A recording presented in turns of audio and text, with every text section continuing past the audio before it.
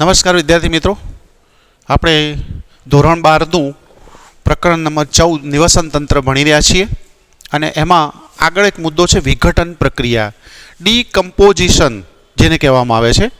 બહુ અત્યંત પ્રક્રિયા છે નિવસન તંત્રને ચલાવવા માટે, કારણ કે પ્રકાશ સંશ્લેષણ દ્વારા લીલી વનસ્પતિ, સ્વયંપોષી સજીવો સૌર ઉર્જા અને જમીનમાંથી ક્ષારો અને અકાર્બનિક ઘટકોની મદદથી કાર્બનિક દ્રવ્યોનું નિર્માણ કરે છે અને એ કાર્બનિક દ્રવ્યો ઉપર બધા જ સજીવો આધારિત છે.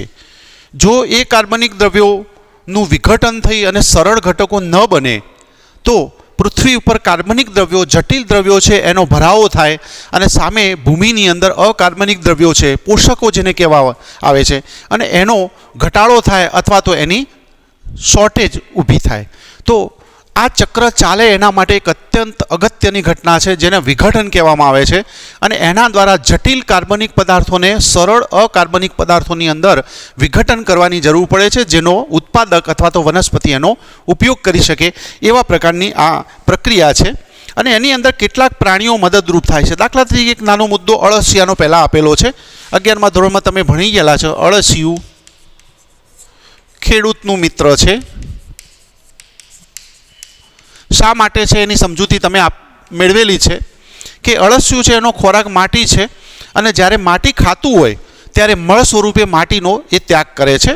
અને બીજી વસ્તુ છે કે ભૂમિની અંદર જમીન છે એની સહેજ નીચે દર બનાવી અને જમીનને સમાંતરે ચાલ્યા કરે છે. પરિણામે ભૂમિ પોચી થાય છે, જમીન પોચી થાય છે. એના કારણે બે ફાયદા થાય વનસ્પતિને, ખેડૂતોને ફાયદા, વનસ્પતિને એટલે ખેડૂતોને બે ફાયદા થાય છે. એક તો જમીન પોચી થાય એટલે મૂળની વૃદ્ધિ સરળતાથી થાય છે અથવા તો મૂળ ઊંડે સુધી જમીનમાં દાખલ થઈ શકે. અને બીજું છે કે છિદ્રાળુ જમીન હોવાને કારણે એની અંદર ઓક્સિજન ભરાઈ રહે છે. પરિણામે મૂળને શ્વસન માટે ઓક્સિજન પ્રાપ્ત થાય છે, મૂળનો વિકાસ સારો થાય છે, પાક સારો થાય છે. એટલા માટે એને ખેડૂતના મિત્ર તરીકે ગણવામાં આવે છે. તો એ આપણે વર્મી કમ્પોસ્ટિંગ છે એની આપણે વાત કરતા હતા. અને ખાસ કરીને તમે જોશો તો જે માટી ખોરાક તરીકે ઉપયોગ કરે છે, કોવાયેલા પર્ણો છે એની અંદર સેન્દ્રિય ઘટકો હોય છે અને એનો એ મળ સ્વરૂપે જ્યારે ત્યાગ કરે છે ત્યારે સરળ ઘટકોની અંદર રૂપાંતર થાય છે. એટલે કે વિઘટન પ્રક્રિયાની અંદર મદદરૂપ થતા હોય એવા પ્રકારનું એક પ્રાણી છે. બીજા અન્ય પ્રાણીઓ પણ એને મદદરૂપ થાય છે, એની પણ આપણે વાત આગળ કરીએ છીએ. તો એ જટિલ કાર્બનિક પદાર્થોને જટિલ કાર્બનિક માંથી સરળમાં રૂપાંતર થાય છે એનું એક કાર્ય છે, માટે એને ખેડૂતના મિત્ર તરીકે ગણવામાં આવે છે.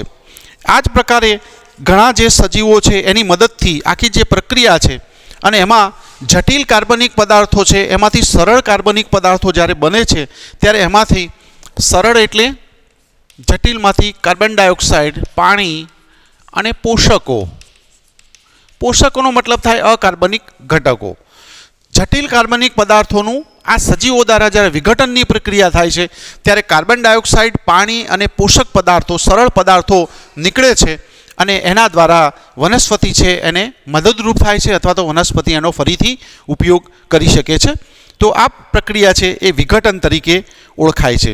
હવે વિઘટનની અંદર જે વનસ્પતિના જે ઘટકો છે, વનસ્પતિના મૂળ, પ્રકાંડ, પર્ણ, પુષ્પ, આ સિવાય પ્રાણીઓના મળમૂત્ર અને મૃતદેહો, આ ઘટકો છે. સજીવો, વનસ્પતિ અને પ્રાણીઓ બંને આવી ગયા છે. એટલે ટૂંકમાં વનસ્પતિનો મૃતદેહ અને પ્રાણીઓનો મૃતદેહ વત્તા પ્રાણીઓના ઉત્સર્ગ દ્રવ્યો. વનસ્પતિના ઉત્સર્ગ દ્રવ્યો નથી હોતા માટે આપણે એને નથી લેતા. તો આ બધા છે એને કહેવામાં આવે છે મૃત અવશેષીય ઘટકો તરીકે ઓળખવામાં આવે છે. આ બધા છે એ મૃત અવશેષીય ઘટકો છે અને એ બધા છે એ વિઘટન માટેનો કાચો માલ છે. વિઘટન માટેના કાચા પદાર્થો અથવા તો કાચા દ્રવ્યો છે. કાચા દ્રવ્યો એટલે એવા દ્રવ્યો કે જેમાંથી આગળ પ્રક્રિયા થવાની છે. જેમ કે કાચો માલ આપણે બધા જાણીએ છીએ, કોઈ પણ ફેક્ટરી હોય એની અંદર કાચો માલ નાખવામાં આવે તો એમાંથી પ્રોડક્શન થતું હોય છે, ઉત્પાદન થાય છે. તો એ પ્રમાણે આ કાચા પદાર્થો છે વિઘટન માટેના, એટલે કે એનાથી શરૂઆત થાય છે અને ત્યાર પછી વિઘટન દ્વારા સરળ ઘટકોમાં એનું રૂપાંતર થાય છે. મહત્ત્વના એની અંદર કેટલાક ચરણો આપેલા છે અને એ ચરણો દ્વારા આખી વિઘટનની પ્રક્રિયા થાય છે. વિઘટન માટેના ચરણો અથવા સ્ટેપ, અહીંયા લગભગ 5 પ્રકારના સ્ટેપ આપ્યા છે, ચરણો આપેલા છે અને એના દ્વારા આખી વિઘટન પ્રક્રિયા પૂર્ણ થાય છે. તો એની અંદર સ્ટેપ બાય સ્ટેપ આપણે જઈશું આખી પ્રક્રિયામાં. અને એની અંદર સૌથી પહેલાં આવે છે એ અવખંડન. પહેલાં આપણે અલગ અલગ લખી અને એને સમજાવતા જઈએ છીએ. એમાં પહેલો મુદ્દો આવે છે અવખંડનનો. અવખંડન અંગ્રેજી શબ્દ છે ફ્રેગમેન્ટેશન. અહીંયા તમે જુઓ છો અળસિયું છે, હમણાં આપણે વાત કરીએ પ્રમાણે. તો માટીની અંદર કોવાયેલા પર્ણો હોય છે, સેન્દ્રિય ઘટકો છે, એ જ્યારે પોતે ખોરાક તરીકે ઉપયોગ કરે ત્યારે એ પર્ણો છે એ થોડાક સરળ, એકદમ સરળ નહીં પણ થોડાક સરળ સ્વરૂપે એ મળ દ્વારા નીકળે છે.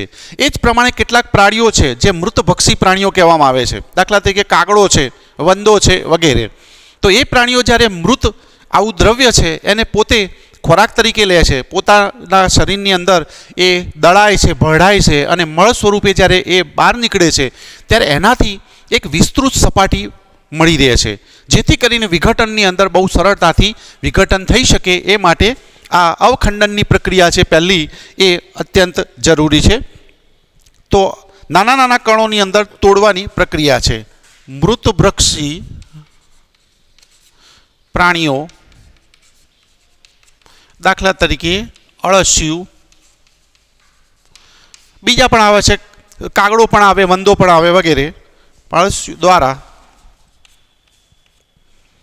ખંડન કરવાની ક્રિયા છે. એના દ્વારા આખી જે પ્રક્રિયા છે એ મૃત અવશેષીય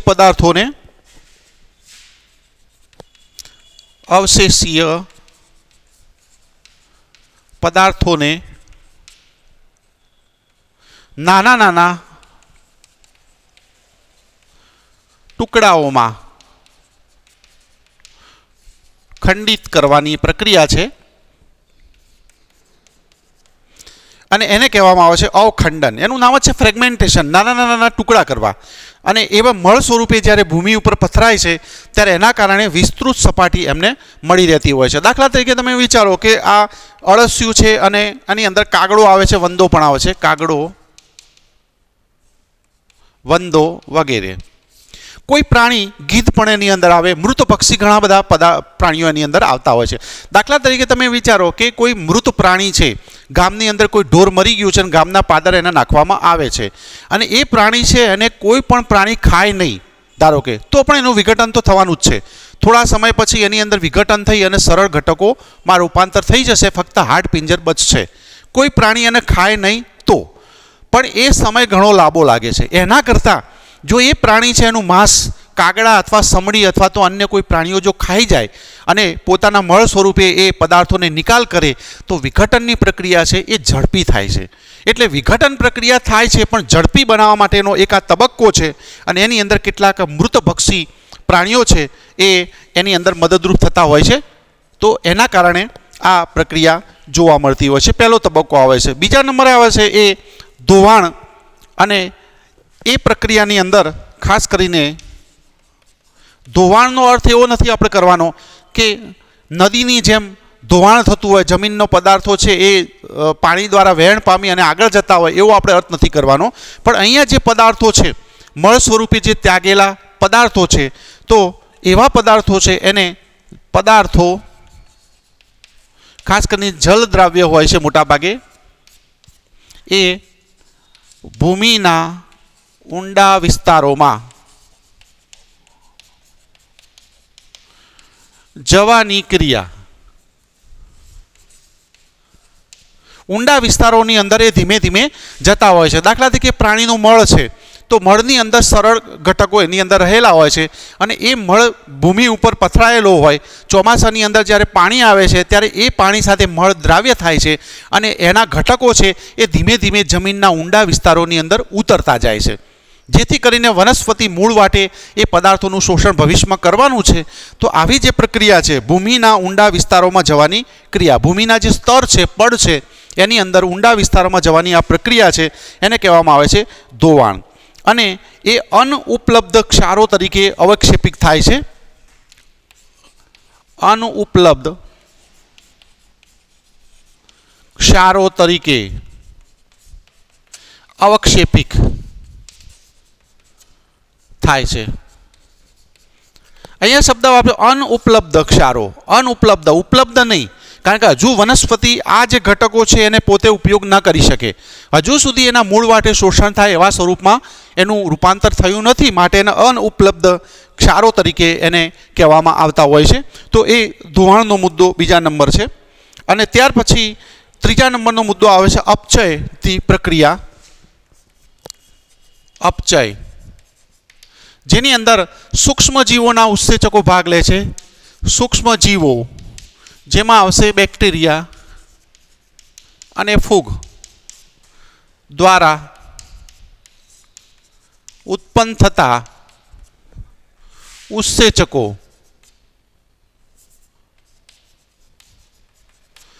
જટિલ ઘટકોને સરળ ઘટકોમાં રૂપાંતર કરે છે. તો આ ઘટના છે એને અપચયની ઘટના કહેવામાં આવે છે, કે જેની અંદર સૂક્ષ્મ જીવો ભાગ લે છે. અહીંયા તમે જુઓ તો આ પ્રક્રિયા છે 2 તબક્કા, એમાં સૂક્ષ્મ જીવો ભાગ નથી લેતા. એની જે પ્રક્રિયા છે એની શરૂઆત અપચય પ્રક્રિયાથી થાય છે અને એ ઉત્સેચકો ઉત્પન્ન કરે છે. ઉત્સેચકો દ્વારા જટિલમાંથી સરળમાં ઘટકોમાં રૂપાંતર થાય અને આ સરળ ઘટકો છે એનું પોતે શોષણ કરે છે. એટલે કે સૂક્ષ્મ જીવો દ્વારા શોષણ થાય છે અને પોતે એમાંથી પોષણ મેળવે છે અથવા તો એમાંથી ઉર્જા મેળવે છે. તો પોતાના માટે આ આખી પ્રક્રિયા કરે છે અને એને અપચય પ્રક્રિયા તરીકે ઓળખવામાં આવતી હોય છે. અને એના પછી ત્યાર પછીનો મુદ્દો આવે છે ચોથા નંબરનો, એ સેન્દ્રિયકરણ. અને એ સેન્દ્રિયકરણ એટલે ખાસ કરીને જે પ્રક્રિયા છે, સેન્દ્ર શબ્દ છે, સેન્દ્રિયકરણ.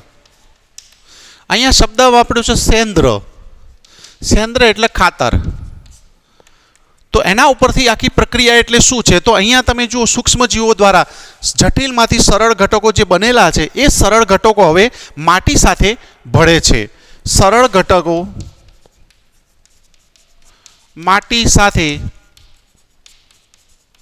ભળી ઘેરા રંગનું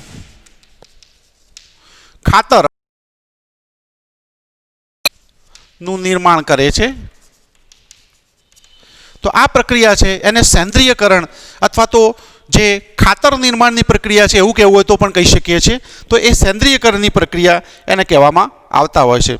અને એ સૂક્ષ્મ જીવાણુકીય જે ક્રિયાઓ માટે પ્રતિરોધક છે. સૂક્ષ્મ જીવાણુકીય પ્રક્રિયા માટે પ્રતિરોધક છે. એટલે હવે આગળ સૂક્ષ્મ જીવાણુ જે છે એ પ્રક્રિયા ન કરી શકે અથવા તો એની સામે એ પ્રતિરોધ આપે છે અથવા તો એનો અવરોધ કરે છે એવા પ્રકારનો ઘટકો છે એ અહીંયા થતો હોય છે. અને ખાસ કરીને અતિશય ધીમા દરે ચાલતી આ પ્રક્રિયા છે. અતિશય ધીમા દરે ચાલતી પ્રક્રિયા છે, કારણ કે એની અંદર જે કલીલ પ્રકૃતિ છે, કલીલ પ્રકૃતિને કારણે, કલીલ પ્રકૃતિ એટલે શું તમે કેમેસ્ટ્રીની અંદર ભણતા હશો, આ જે ઘટકો છે હવે બધા કલીલ થઈ ગયા છે. એટલે કે સંપૂર્ણ રીતે વિઘટન એનું થયું હોય, સંપૂર્ણ સરળ બનેલા હોય કેટલાક ઘટકો, કેટલાક ન બનેલા હોય, અલગ અલગ સ્ટેજની અંદર એ જોવા મળતા હોય છે. એવા પ્રકારનું એક કલીલ પ્રકૃતિ છે. એને કારણે, કલીલ પ્રકૃતિને કારણે સંચય સ્થાન, પદાર્થોનું સંચય સ્થાન અથવા તો પદાર્થોનો સંગ્રહ છે એ પદાર્થોના સંચય સ્થાન તરીકે વર્તે છે. સંચય સ્થાન એટલે સંગ્રહ થયેલો છે જમીનની અંદર અને એમાંથી વનસ્પતિ પોતે મેળવવાની છે ભવિષ્યની અંદર. હજુ એક તબક્કો બાકી છે. તો સંચય સ્થાન તરીકે એનો ઉપયોગ કરવામાં અથવા તો સંગ્રહ સ્થાન તરીકે ઉપયોગ કરવામાં આવતો હોય છે. અને ત્યાર પછી હવે છેલ્લો જે મુદ્દો છે એ છેલ્લો મુદ્દો છે જેને કહેવામાં આવે છે ખનિજીકરણ, જેની અંદર ફરીથી સૂક્ષ્મજીવો ભાગ લે છે. સૂક્ષ્મજીવોની પ્રવૃત્તિને કારણે અકાર્બનિક ઘટકોમાં રૂપાંતર પામવાની ક્રિયા કે જેનો વનસ્પતિ ઉપયોગ કરી શકે છે. તો આવા પ્રકારની પ્રક્રિયા છે છેલ્લી, અને એને ખનિજીકરણ તરીકે ઓળખવામાં આવે છે. ટૂંકમાં કહેવાનો અર્થ એવો છે કે સેન્દ્રિયકરણની પ્રક્રિયા ખરી તો એક સંચય સ્થાન છે અથવા સંગ્રહ સ્થાન છે. વનસ્પતિના મૂળ આનો ઉપયોગ નથી કરી શકતા, પરંતુ જ્યારે એક ખનિજીકરણની પ્રક્રિયા થાય, અકાર્બનિક ઘટકો બને છે, અને એ અકાર્બનિક ઘટકો જ્યારે પાણી સાથે દ્રાવ્ય થાય ત્યારે આયન બની જશે, ધન આયન અને ઋણ આયન. એટલે વનસ્પતિના મૂળની અંદર હંમેશા આયન સ્વરૂપે જ એ દાખલ થાય છે. આયન ન બને ત્યાં સુધી એ ઉપયોગ કરી શકતા નથી. આ સંચય સ્થાન છે, આ વિનિમય સ્થાન છે, એવો એના માટે શબ્દ પણ વાપરવામાં આવતો હોય છે. એટલે આ પ્રક્રિયાને અંતે પાંચમો તબક્કો જ્યારે પૂર્ણ થાય છે ત્યારે એને અંતે જે કાર્બનિક ઘટક છે એ જટિલ કાર્બનિક ઘટકનું અતિ સરળ અકાર્બનિક ઘટકોની અંદર રૂપાંતર થયું છે, અને વનસ્પતિ એનો સંપૂર્ણ રીતે ઉપયોગ કરી શકે છે, પોતાના દ્રવ્ય ચક્રની અંદર એને દાખલ કરે છે, એવું આપણે એના ઉપરથી કહી શકીએ છીએ. તો અહીંયા આખી વિઘટનની પ્રક્રિયા તમે જુઓ છો તો જેમાં કેટલાક પ્રાણીઓ મદદરૂપ થાય છે, બેક્ટેરિયા અને ફૂગ જેવા વિઘટકો પણ એમાં મદદરૂપ થાય છે. પણ 5 તબક્કાની અંદર અવખંડન છે, જેમાં મૃતભક્ષી પ્રાણીઓ દ્વારા જટિલ ઘટકો જ્યાં છે એના નાના નાના ટુકડાઓ કરવામાં આવે છે, મળ સ્વરૂપે જમીન ઉપર પથરાય છે. ધોવાણની પ્રક્રિયા દ્વારા એ પદાર્થો છે એને જમીનના ઊંડા વિસ્તારોની અંદર ઉતારવામાં આવે છે અથવા ઉતરે છે. અપચયની પ્રક્રિયા છે, એમાં સૂક્ષ્મજીવો દ્વારા એ ઘટકો છે, કારણ કે આ બધી પ્રક્રિયા ભૂમિની અંદર થતી હોય છે, જમીનની અંદર થાય છે, તો એમાંથી સરળ ઘટકોમાં રૂપાંતર થાય છે, એ અપચય પ્રક્રિયા છે.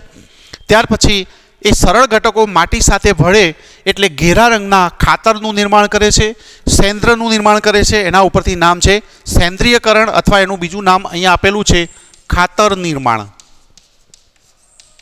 એવું પણ એને કહેવામાં આવતું હોય છે. અતિશય ધીમા દરે ચાલતી આ પ્રક્રિયા છે, અને છેલ્લે સૂક્ષ્મજીવોની પ્રક્રિયા દ્વારા અકાર્બનિક ઘટકો વનસ્પતિ પોતે ઉપયોગમાં લઈ શકે એવા ઘટકોમાં રૂપાંતર થવું, જેને કહેવામાં આવે છે ખનિજીકરણ. તો 5 તબક્કાની અંદર ભળી અને આ આખી પ્રક્રિયા થાય છે. અત્યંત ધીમા દરે ચાલતી આ પ્રક્રિયા છે, પણ દ્રવ્ય ચક્ર છે એને ચલાવવા માટેની અત્યંત ઘટના જોવા મળે છે. હવે આ આખી પ્રક્રિયા છે એના માટે અથવા તો એના ઉપર કેટલાક પરિબળો અસર કરતા હોય છે, અને એ પરિબળોની અંદર જો આપણે થોડીક વાતો સમજીએ આગળ, તો એના માટે પુષ્કળ પ્રમાણમાં ઓક્સિજન આવશ્યક હોય એવા પ્રકારની આ ઘટના આપણે એને કહીએ છીએ. એના માટે જવાબદાર કેટલાક ઘટકો અથવા તો કયા કયા પરિબળો એના ઉપર અસર કરે છે એની આપણે વાત સમજીએ છીએ.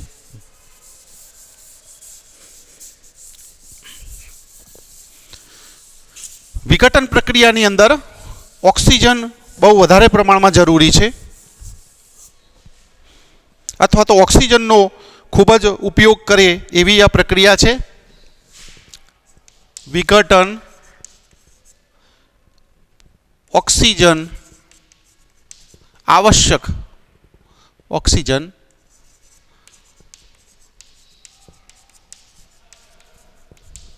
વિઘટન છે એ ઓક્સિજન આવશ્યક ઘટના છે, એટલે ઓક્સિજનની હાજરી અત્યંત જરૂરી છે એવું આપણે એના ઉપરથી કહી શકીએ છીએ. અને જો વધુ પ્રમાણમાં ઓક્સિજન મળે તો આ પ્રક્રિયા છે એ બહુ ઝડપી ચાલતી હોય છે. એની સાથે સાથે વિઘટનનો દર છે એ કોના ઉપર આધાર રાખે છે? વિઘટન દર કોના ઉપર આધાર રાખે છે? તો એ કેટલાક પરિબળો છે એની આપણે વાત સાથે સાથે કરીએ છીએ. હા, તો વિઘટનનો જે દર છે એ કોના ઉપર આધાર રાખે છે? એ મુખ્ય એના પરિબળો છે એ 2 પરિબળોની આપણે વાત કરીએ છીએ, બીજા અન્ય પરિબળો પણ છે જ. તો એ મુખ્ય પરિબળોની અંદર એક મૃત અવશેષીય ઘટકો અને પર્યાવરણને કારકો પહેલું છે એના ઉપર અસર કરતા મૃત અવશેષીય ઘટકો. અને બીજા નંબરનો મુદ્દો આવે છે એ પર્યાવરણના કારકો.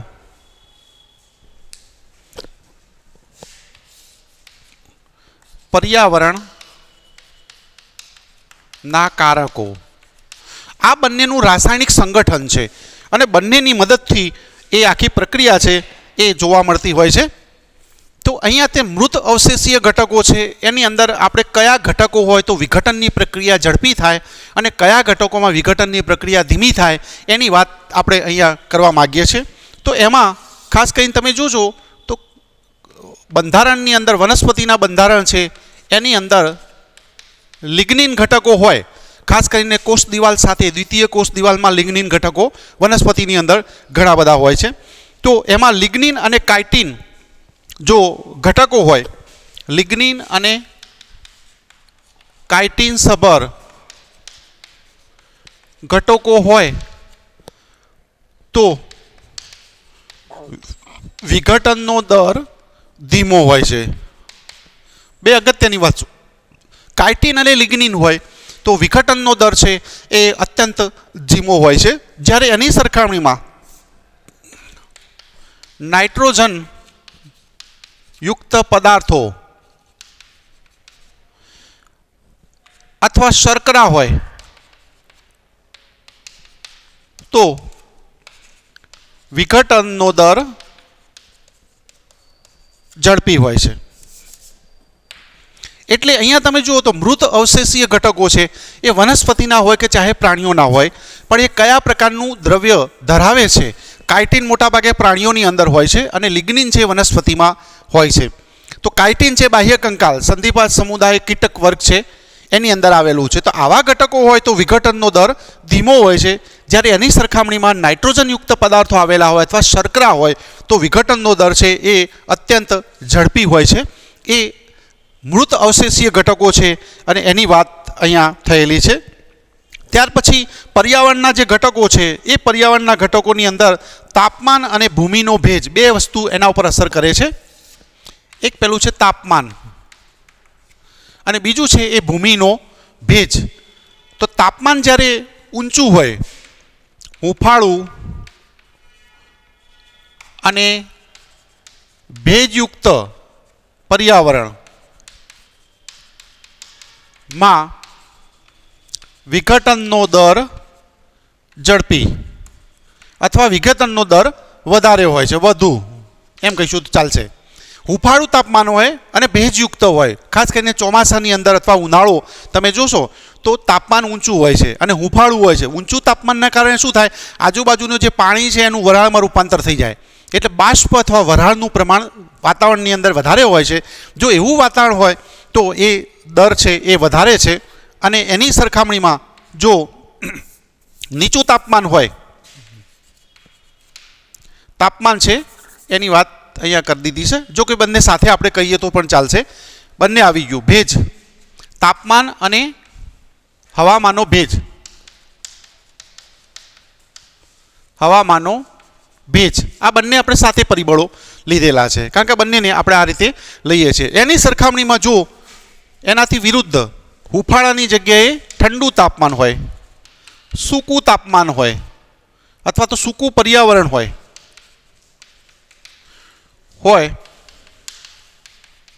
તો વિઘટન ધીમું જોવા મળે છે.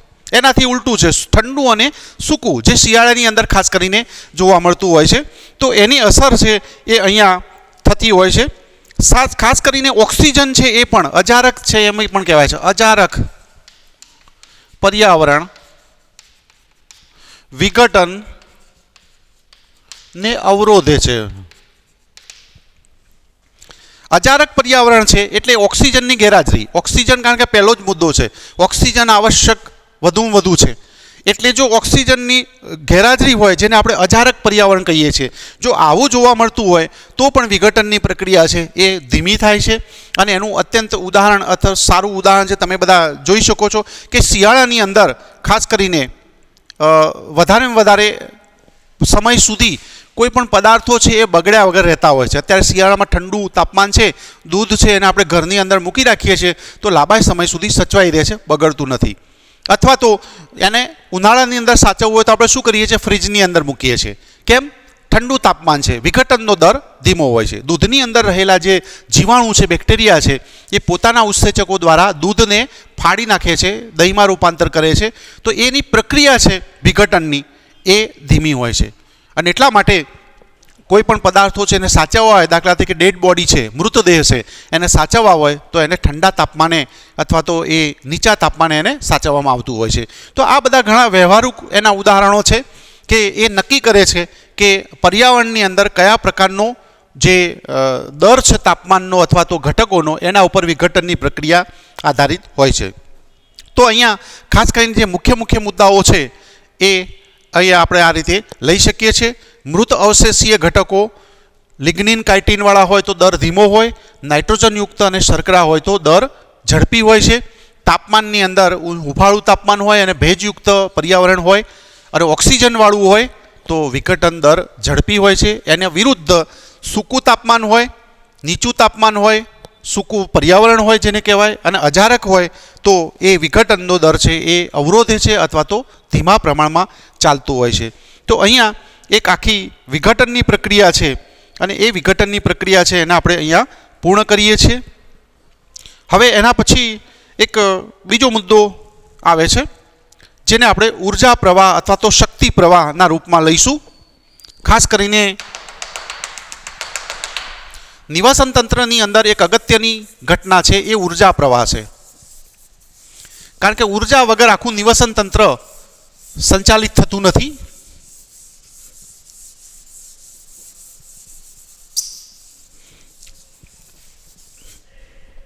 ઉર્જા પ્રવાહ અથવા શક્તિ પ્રવાહ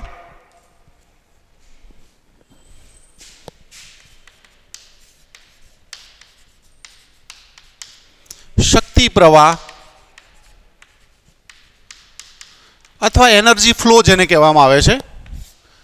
મોટા ભાગના નિવસન તંત્રો તમે વિચારો, જે સમુદ્રની અંદર જે સાગર છે એના ઊંડાણમાં આવેલા સિવાયના સમુદ્રના ઊંડાણ રહેલ સજીવો સિવાય નિવસન તંત્ર ના બધા જ સજીવો માટે ઉર્જાનો સ્ત્રોત છે એ સૂર્ય છે. મોટા ભાગના બધા સ્થળ જ નિવસન તંત્રો. તો સમુદ્રની અંદર જે ઊંડાણમાં આવેલા છે એમાં સૂર્ય પ્રકાશ એ ઊંડાણ સુધી પહોંચી શકતો નથી, માટે એનો સ્ત્રોત છે એ સૂર્ય નથી એવું આપણે કહીએ છીએ. તો એ સજીવો કઈ રીતે ઉર્જા મેળવતા હશે, જો એ સમજવું હોય તો એના માટે જે પ્રક્રિયા જોવા મળે છે ત્યાં આગળ એ રસાયણ સંશ્લેષણની પ્રક્રિયા થાય છે. ઊંડા સમુદ્રની અંદર જ્યારે સૂર્યપ્રકાશ નથી પહોંચતો તો પ્રકાશની મદદથી સરળ ઘટકોનું જટિલ ઘટકોમાં રૂપાંતર થાય છે, જેને આપણે પ્રકાશ સંશ્લેષણ કહીએ છીએ. એ જ પ્રમાણે ઊંડા સમુદ્રની અંદર જે જીવાણુ રહેલા છે, બેક્ટેરિયા રહેલા છે, એ રસાયણ સંશ્લેષી પ્રકારનું પોષણ મેળવતા હોય છે અથવા તો એ પ્રમાણે કરે છે, જેને સૂર્યપ્રકાશની કોઈ આવશ્યકતા ત્યાં રહેતી નથી. તો અહીંયા મોટા ભાગે સ્ત્રોત છે ઉર્જાનો સ્ત્રોત નિવસન તંત્રમાં એ સૂર્ય છે એવું આપણે કહીએ છીએ. અહીંયા જે આપાત સૌર ઉર્જા છે એના કરતાં 50% ઓછા પ્રકાશ સંશ્લેષીય અથવા તો પ્રકાશ સંશ્લેષીય સક્રિય વિકિરણ જેને કહેવામાં આવે છે, પ્રકાશ સંશ્લેષીય સક્રિય વિકિરણ, ફોટોસિન્થેસિસ એક્ટિવ રેડિયેશન, PAR એના માટે શબ્દ વાપર્યો છે. ફોટોસિન્થેસિસ એટલે પ્રકાશ સંશ્લેષણ, સક્રિય એટલે એક્ટિવ અને વિકિરણ એટલે રેડિયેશન. મોટાભાગે જે આપાત સૂર્યપ્રકાશ છે, આપાત સૂર્યપ્રકાશમાંથી 50% જે કહીશું આપણે માંથી 50% સૂર્યપ્રકાશ અથવા તો ઉર્જા 50% ઉર્જા વનસ્પતિ પર પડે છે અથવા તો વનસ્પતિ ઉપયોગ કરે છે. અને જે વનસ્પતિ એનો ઉપયોગ કરે છે બધા સજીવોને અનુલક્ષીને વાત છે, સ્વયંપોષી સજીવો દ્વારા છે, એ છે ટોટલ સૂર્ય ઉર્જા છે એના 50% છે એવું આપણે એને કહી શકીએ છીએ. અને એ 50% જે ઉપયોગ કરે છે અથવા તો જે એના ઉપર પડે છે, એના વનસ્પતિના શરીરની અંદર દાખલ થાય છે, એને કહેવાય છે પ્રકાશ સંશ્લેષીય સક્રિય વિકિરણ અથવા તો એને પાર તરીકે ઓળખવામાં અને આવે છે. અને આમાંથી પણ લીલી વનસ્પતિ છે એ તો લગભગ ઘણું ઓછું 2 થી 10% જેવું આપણે કહીશું વનસ્પતિ છે એ સરળ જે ઘટકો બનાવે છે એમાંથી વનસ્પતિઓ માટે 2 થી 10% વનસ્પતિ માત્ર 2 થી 10% PAR પ્રકાશ સંશ્લેષીય સક્રિય વિકિરણ છે નો ઉપયોગ કરે છે. અને તો પણ એ પૂરતું છે. આખી સજીવ સૃષ્ટિ ચલાવવા માટે, આખી સજીવ સૃષ્ટિને પોતે પોષણ પૂરું પાડે છે. એ વનસ્પતિ પોતે પણ પોષણ મેળવે છે અને બધા જ ઉપભોગી સજીવો છે એને એમાંથી પોષણ મેળવે છે. અને આ પોષણ મેળવવા માટે 2 થી 10% PAR છે એ પૂરતું છે એવું આપણે કહીએ છીએ. સ્વયંપોષી સજીવો એનો ઉપયોગ કરે છે. સ્વયંપોષી જેની અંદર ઘણા બધા સજીવો તમે જાણો છો, કેટલાક બેક્ટેરિયા પણ આવે છે. અને ત્યાર પછી જો જલીય નિવસન તંત્ર હોય તો એમાં લીલ આવશે, વનસ્પતિ પ્લેન્કટોન આવશે. અને સ્થળ જ વનસ્પતિ હોય તો બધા જ પ્રકારની વનસ્પતિઓ અહીંયા જોવા મળે છે સ્થળ ઉપર. તો આ બધા સ્વયંપોષી સજીવો છે એ પ્રકાશ સંશ્લેષણની ક્રિયા દ્વારા, પ્રકાશ સંશ્લેષણ એના દ્વારા ખોરાક તૈયાર કરે છે, અથવા તો બીજા શબ્દોમાં કહીશું તો કાર્બનિક દ્રવ્યો તૈયાર કરે છે. અને એ કાર્બનિક દ્રવ્યો છે એનો ઉપભોગી દ્વારા ઉપયોગ થાય છે. છેલ્લે પછી એ બધો વિઘટકોના પાસે પણ આવે છે, બધું આખી વિઘટન પ્રક્રિયા. અને વિઘટન પ્રક્રિયા જેનો આપણે અભ્યાસ હમણાં કર્યો છે એ વિઘટન પ્રક્રિયા દ્વારા આ ઘટકો છે એને સરળ સ્વરૂપમાં ફેરવી આપે છે, જેનો વનસ્પતિ ફરી ઉપયોગ કરે છે. પરંતુ ઉર્જા છે સ્વયંપોષી સૂર્ય ઉર્જા છે, અહીંથી સૂર્યમાંથી આવે છે. એ સૂર્ય ઉર્જા સ્વયંપોષી ત્યાંથી પછી પ્રાણીઓ દ્વારા, ત્યાંથી વિઘટકો દ્વારા અને ફરી પાછી સૂર્ય તરફ નથી જતી, માટે એનું વહન આપણે એકમાર્ગી કહીએ છીએ. અને એનો અભ્યાસ આગળ આપણે કરી ચૂકેલા છીએ. તો અહીંયા આ પ્રમાણે આખી નિવસન તંત્રની અંદર સૌર ઉર્જા છે એ પ્રવાહિત થાય છે. અને એ જ્યારે એકમાર્ગી એનું વહન આપણે આ પ્રમાણે કહી શકીએ છીએ, ઉર્જાનું એકમાર્ગી વહન થાય છે. અને આ આખી પ્રક્રિયા છે એ